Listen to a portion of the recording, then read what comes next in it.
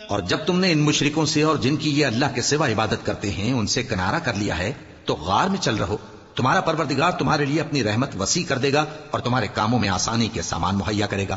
اور جب سورج نکلے تو تم دیکھو کہ دھوپ ان کے غار سے داہنی طرف سمٹ جائے، اور جب غروب ہو تو ان سے بائیں طرف کترا جائے، اور وہ اس غار کے کشادہ حصے میں تھے۔ یہ اللہ کی نشانیوں میں سے ہیں، جس کو اللہ ہدایت دے وہ ہدایت یاب ہے، اور جس کو گمراہ رہنے دے تو تم اس کے لیے کوئی دوست راہ بتانے والا نہ پاؤ گے۔ اور تم ان کے متعلق خیال کرو کہ وہ جاگ رہے ہیں حالانکہ وہ سوتے ہیں، اور ہم ان کو دائیں اور بائیں کروٹ بدلاتے تھے، اور ان کا کتا چوکھٹ پر دونوں ہاتھ پھیلائے ہوئے تھا۔ اگر تم ان کو جھانک کر دیکھتے تو پیٹ پھیر کر بھاگ جاتے اور ان سے دہشت میں آ جاتے۔ اور اسی طرح ہم نے ان کو اٹھایا تاکہ آپس میں ایک دوسرے سے دریافت کریں۔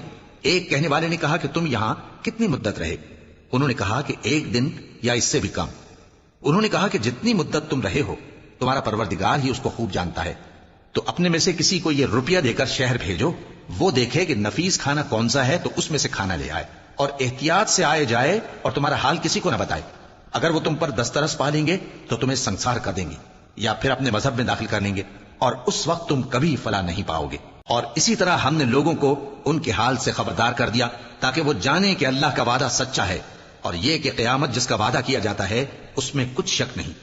اس وقت لوگ ان کے بارے میں باہم جھگڑنے لگے اور کہنے لگے کہ ان کے غار پر عمارت بنا دو۔ ان کا پروردگار ان کے حال سے خوب واقف ہے۔ جو لوگ ان کے معاملے میں غلبہ رکھتے تھے وہ کہنے لگے کہ ہم ان کے غار پر مسجد بنائیں گے۔ بعض لوگ اٹکل پچو کہیں گے کہ وہ 3 تھے اور چوتھا ان کا کتا تھا، اور بعض کہیں گے کہ وہ 5 تھے اور چھٹا ان کا کتا تھا، اور بعض کہیں گے کہ وہ 7 تھے اور 8واں ان کا کتا تھا۔ کہہ دو کہ میرا پروردگار ہی ان کے شمار سے خوب واقف ہے، ان کو جانتے بھی ہیں تو تھوڑے ہی لوگ جانتے ہیں۔ تو تم ان کے معاملے میں بحث نہ کرنا مگر سرسری سی بحث، اور نہ ان کے بارے میں ان میں سے کسی سے کچھ دریافت ہی کرنا۔